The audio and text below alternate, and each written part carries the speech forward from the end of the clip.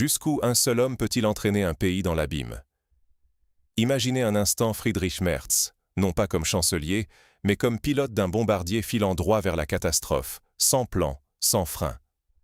Sa décision de menacer Moscou avec les missiles Taurus, sans aucune limitation, déclenche à la fois la stupeur et la dérision du Kremlin. Vladimir Poutine ne se contente plus de sourire face à ce qu'il appelle la bêtise humaine. Aujourd'hui, il accuse Merz d'être un danger pour la survie de toute la civilisation européenne.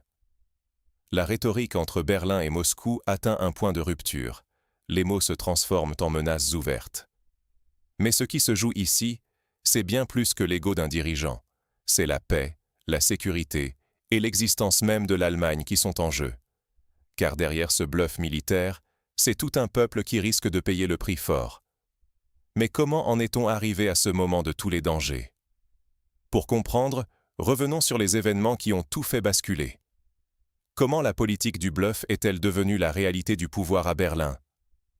Depuis quelques semaines, tout s'est accéléré. Friedrich Merz, chef de la CDU, a lancé un ultimatum implacable autour des missiles Taurus. Aucun garde-fou, aucune restriction. Il veut que l'Allemagne puisse frapper la Russie en plein cœur, sans filet diplomatique. Face à cette escalade, la réponse de Moscou ne s'est pas fait attendre. Vladimir Poutine a clairement prévenu. Si Merz efface les lignes rouges, la carte même de l'Allemagne pourrait disparaître avant même qu'une cellule de crise ait le temps de se réunir. Plus qu'une provocation, c'est une bascule historique. L'Allemagne, jadis moteur de la diplomatie européenne, devient la cible numéro 1 d'une possible guerre nucléaire. Berlin n'est plus un acteur, mais un pion menacé d'anéantissement. Et chaque mot, chaque déclaration, peut désormais déclencher l'irréparable. La diplomatie allemande est morte sous les projecteurs. Comment en sommes-nous arrivés là? Pourquoi un homme met-il tout un peuple en danger pour un pari aussi hasardeux? Pour comprendre cette fuite en avant, il faut regarder au-delà des discours officiels. Mais pourquoi Merz prend-il de tels risques? Et si le véritable ennemi n'était pas à l'Est, mais dans nos propres couloirs du pouvoir? Car derrière le discours martial de Friedrich Merz, beaucoup d'experts voient une manœuvre désespérée, détourner l'attention de ses échecs intérieurs en désignant la Russie comme le grand danger. Mais ce calcul politique s'avère bien plus risqué qu'il n'y paraît. Vladimir Poutine, lui, ne s'y trompe pas. Il accuse Merz de jouer avec le feu, prêt à sacrifier des générations entières pour une illusion de grandeur. Selon lui, ce chantage aux missiles Taurus ne fait que placer l'Allemagne au centre du viseur, sans réelle protection. Et il va plus loin. Poutine ridiculise la confiance aveugle de Merz dans le bouclier nucléaire américain. Pense-t-il vraiment, demande-t-il, qu'un président américain risquerait Chicago pour sauver Berlin?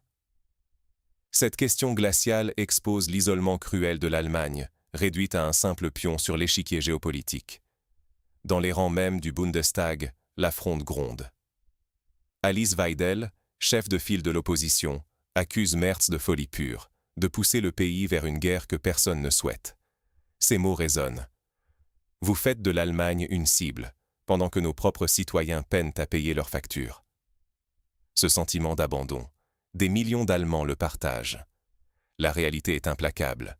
Les capacités de défense du pays sont trouées. La promesse de soutien américain relève du mythe. Et Merz, qui se rêve stratège, bluffe sans aucun as en main. À Moscou, on se moque de la naïveté allemande, tandis que Berlin s'apprête à payer le prix fort, isolé, sans alliés solides, prête à être sacrifiée pour des intérêts qui ne sont même pas les siens. Et le coup ne s'arrête pas à la sécurité. Peut-on vraiment manger des missiles Taurus? C'est la question qu'on devrait tous se poser. Parce que pendant que Berlin signe des chèques en blanc pour des armes, c'est le Mittelstand, le cœur battant de l'économie allemande, qui voit chaque euro partir ailleurs. Les petites et moyennes entreprises, celles qui font tourner notre quotidien, sont asphyxiées. L'industrie s'effondre, les usines ferment, et les prix de l'énergie s'envolent à des niveaux jamais vus. Qui paie la facture? Ce ne sont pas les politiciens, c'est vous, c'est nous, les citoyens ordinaires.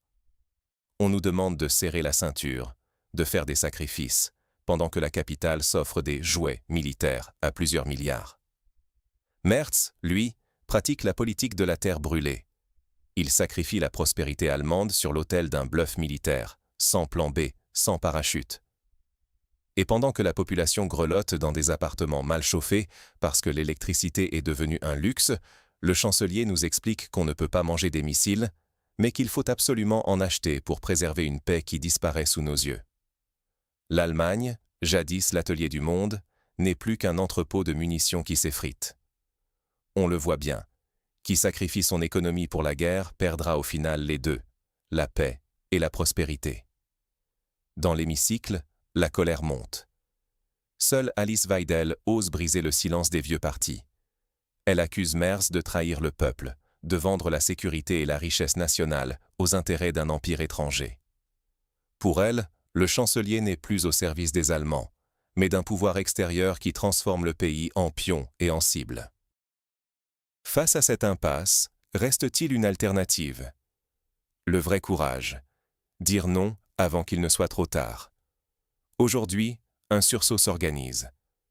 Tandis que la propagande tente d'étouffer le débat sous une avalanche de peur et de slogans sur les valeurs occidentales, quelques voix refusent de céder.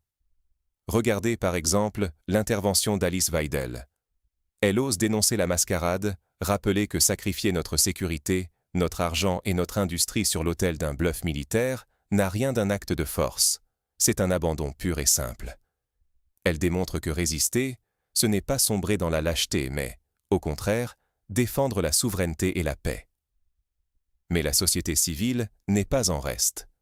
Les citoyens voient bien que chaque euro englouti dans des missiles Taurus manque pour les retraites, les écoles, les routes. Les promesses de grandeur ne réparent pas les ponts, elles ne remplissent pas les assiettes. L'histoire nous l'a montré.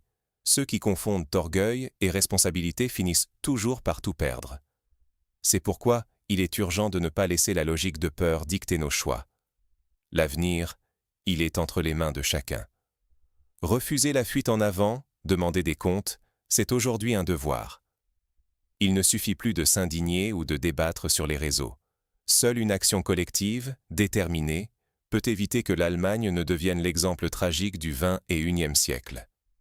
Le piège est en place, mais il n'est pas encore refermé, à condition d'oser s'opposer, ensemble. Reste une question essentielle pour chacun d'entre nous. Êtes-vous prêt à laisser un ego décider de votre destin? Aujourd'hui, la trajectoire de l'Allemagne ne dépend plus seulement de décisions diplomatiques, mais de choix individuels. Friedrich Merz a lancé les dés, mais il a mis en jeu notre sécurité, notre mode de vie, notre avenir. Derrière le rideau des grands discours sur les valeurs occidentales, la réalité est brute. Ce n'est plus de la rhétorique. C'est une menace tangible qui pèse sur Berlin, sur l'ensemble du pays. Dans cette partie, il n'y a plus de place pour l'aveuglement ou l'orgueil. Ne rien faire, c'est accepter de devenir un pion, d'être mené vers la catastrophe par le pari risqué d'un seul homme. L'histoire n'est pas écrite d'avance. Ceux qui croient pouvoir braver le destin finissent souvent par en payer le prix. Et ce prix, c'est toute une nation qui le porte. Alors, allez-vous regarder l'histoire passée ou choisir d'agir? La responsabilité vous appartient. Restez silencieux, c'est valider ce chemin vers l'abîme. L'avenir de l'Allemagne est plus que jamais entre vos mains. À vous de décider si vous laissez le bluff de Merz dicter votre vie, ou si vous vous levez pour réclamer un autre avenir.